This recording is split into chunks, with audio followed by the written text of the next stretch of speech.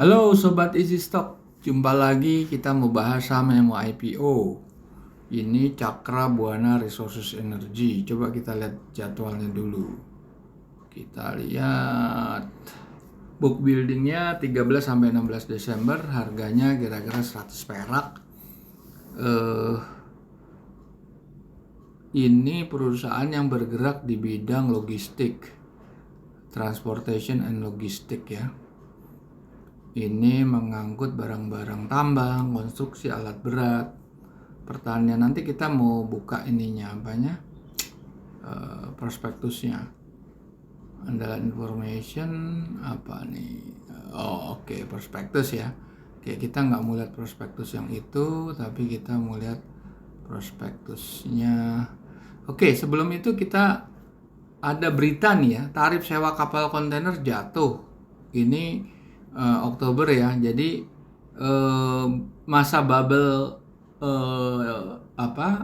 tarif kontainer kargo itu kelihatannya sudah berakhir. Jadi sekarang kemarin itu seller market ya, di mana pemilik kapal itu bisa mengendalikan pasar. Sekarang karena turun sehingga persaingan itu kembali menjadi normal, di mana para penyewa yang mengendalikan pasar lagi kembali. Oke, ini sebetulnya bukan berita yang terlalu bagus untuk perusahaan kontainer kargo, cuma juga bukan bukan berita buruk juga, tapi bukan berita bagus karena ini normal, ini udah back to normal gitu. Oke. Coba kita mau lihat ininya ya. Nih prospektusnya kita lihat ini. Nah, oke, sebelumnya kita akan menggunakan analisa fundamental Benjamin Graham. Kita mengadopsi formulasi dari Security Analysis bukunya dan The Intelligent Investor, dua buku pegangannya Warren Buffett yang digunakan untuk menghitung nilai wajar saham yang listed di bursa atau yang mau listed, yaitu perusahaan yang mau IPO. Nah, ini kita akan menggunakan aplikasi yang namanya Easy Stock. Ini runningnya di Android mobile. Di situ ada fitur untuk menghitung nilai wajar saham. Oke.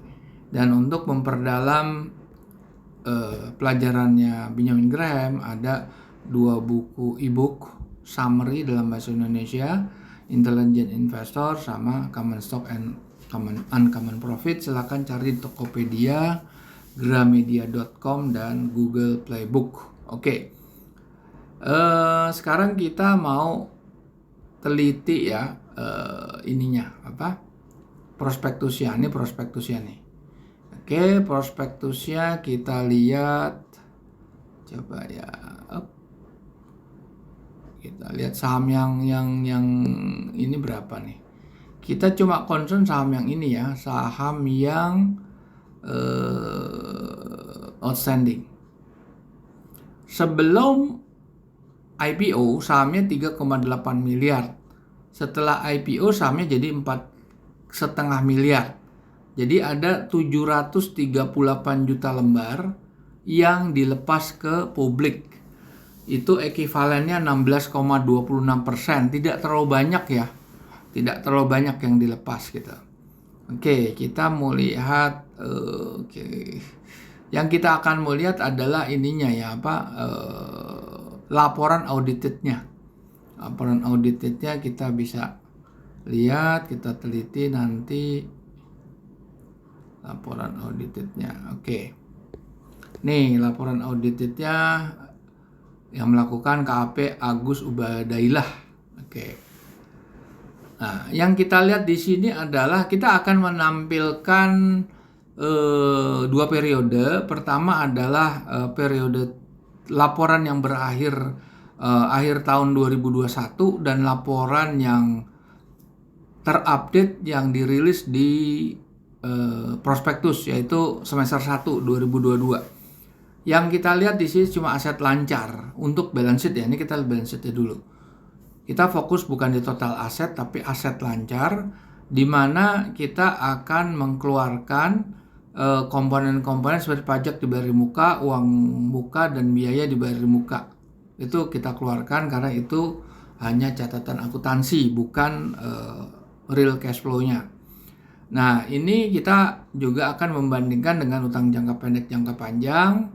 Dan kalau di P&L kita cuma concern kan laba setelah pajak, bukan laba sebelum pajak. Karena at the end of the day perusahaan harus tetap bayar pajak kan. Oke. Dividen nggak ada nih, dividen nggak ada. Terus kita akan lihat di sini capex, capexnya berapa. Nih, perolehan aktiva tetap itu capex tuh 4,7 miliar. Itu terdiri dari peralatan kapal. Tahun sebelumnya itu 5,1 miliar. Oke, sekarang kita mau lihat lagi ke bawahnya lagi. Di sini juga ada, di sini kita mau lihat penambahannya untuk akumulasi penyusutan 2,9 miliar tahun 2022, tahun 2021 68 ya minus ya. Nah, ini nggak tahu nih kenapa dia melakukan itu dengan data minus. Nah, ini mestinya nggak. Nah, ini kenapa minus? Kita bisa cari di sini nih.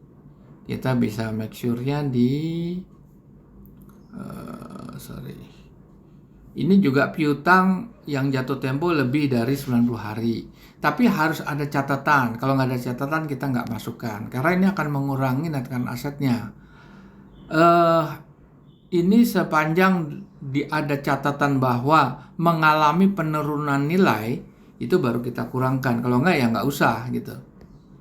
Nanti valuasi akan rendah sekali gitu. Tapi perlu diingat ya bahwa perusahaan yang IPO itu rata-rata harganya premium ya. Harganya premium, perlu diingat gitu, harganya premium. Oke, sekarang kita lihat P&L detailnya ya. Penyusutan kita pakai yang ini nih. Nah, penyusutan kita pakai yang ini. Nah, ini penyusutan yang untuk 2021. Oke. Di sini juga ada berapa penyusutan aktiva tetap, ditambahkan aja di situ. Oke, begitu kira-kira komponen atau key financial parameter yang akan kita masukkan di dalam perhitungan nilai wajar saham. Nah, sekarang kita akan masuk ke ini seperti ini ya bentuknya ya. Kita running aja videonya, kita running video. Nah, kita running ini kita running yang ini untuk Q4 nih. Jadi kita buka di situ, kita isi data-data perusahaan. Ini untuk yang 2021 nih. Oke. Pertumbuhannya kita pakai 3%.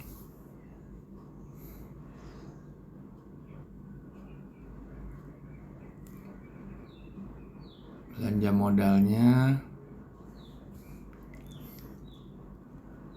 Ini capex, OPEX, depreciation nih kita gabung ya di dalam aplikasinya, di dalam fitur ini. Semua non-recurring income dan expenses kita masukkan di situ. Terus kita keluarkan net. Nah, tahun lalu itu masih defisit ya, rugi. Oke. Kita isi semuanya.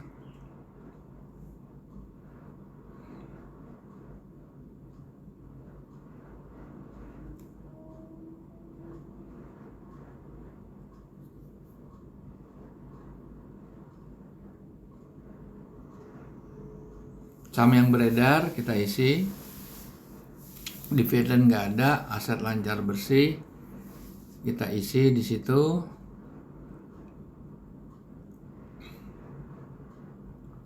Nah, kita lihat hasilnya tuh diklik yang tombol hijau ya. Kita klik tombol hijau berapa? 100 perak nggak harganya? Nggak nyampe. Nilainya 0,00 sekian. Oke, kita mau lihat lagi yang laporan terupdate yaitu Q2 atau semester 1 2022. Oke, kita isi itu semuanya. Kita isi semuanya. Oke, government bondnya juga. Ini yang terakhir, ini bisa dilihat di situsnya Bank Indonesia, CNBC, atau Bloomberg ya. Jadi itu adalah ukuran investor global kalau ingin memasuki suatu negara, ingin berinvestasi ke dalam suatu negara, dia lihat itunya dulu. Nah, oke, kita lihat. Kita isi semuanya, utang jangka pendek, jangka panjang. Kita lihat net income-nya.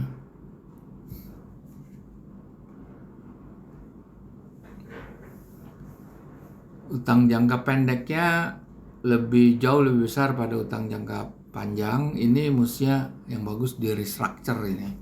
Tapi ya mungkin dia dana IPO tuh biasanya digunakan untuk bayar utang, untuk merestructure utang. Karena utang jangka pendeknya tidak berimbang. Utang jangka pendeknya terlalu tinggi dibandingkan utang jangka panjangnya. Oke.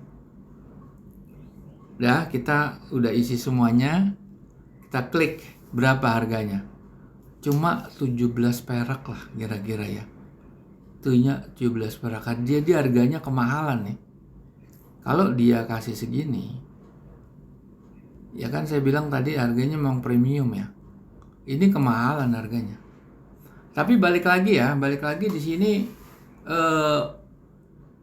video ini murni hanya mengkalkulasi apa yang disajikan di laporan keuangan di dalam prospektus dan murni angka ya, murni number. Nah, di prospektus kan juga dijelaskan tentang bisnisnya perusahaan seperti apa, rasio-rasio keuangannya. Jadi mungkin para pemirsa jangan menganggap ini suatu hal yang absolut atau ini pasti. Tapi kalau dihitung dari analisa kuantitatif murni hanya dengan angka, di mana ada faktor internal yaitu financial parameter internal dan eksternalnya itu government bond dan growth. Growth-nya itu bisa Anda bandingkan industry average untuk kargo seperti apa, baik di Indonesia atau global, atau Anda bisa melakukan kira-kira, karena itu kan bisa dirubah-rubah, bisa bisa customize, adjusted ya, aplikasi isi stok. Oke, jadi kira-kira sampai di sini ulasan nilai wajar ya Bu. Kita nggak membahas persis bisnisnya ya. Bisnisnya hanya kargo, kita cuma tunjukkan bisnis kargo sekarang bukan seller market lagi, tapi buyer market. Jadi back to normal bisnis, free competition lagi, tidak berat sebelah. Dan kalau harga yang di offer tadi cuma 17 perak, dia jual 100, ya pasti premium. Tapi memang hampir semua perusahaan yang melantai di bursa itu pasti charge-nya premium. Oke, terima kasih. Kita jumpa lagi di video berikutnya.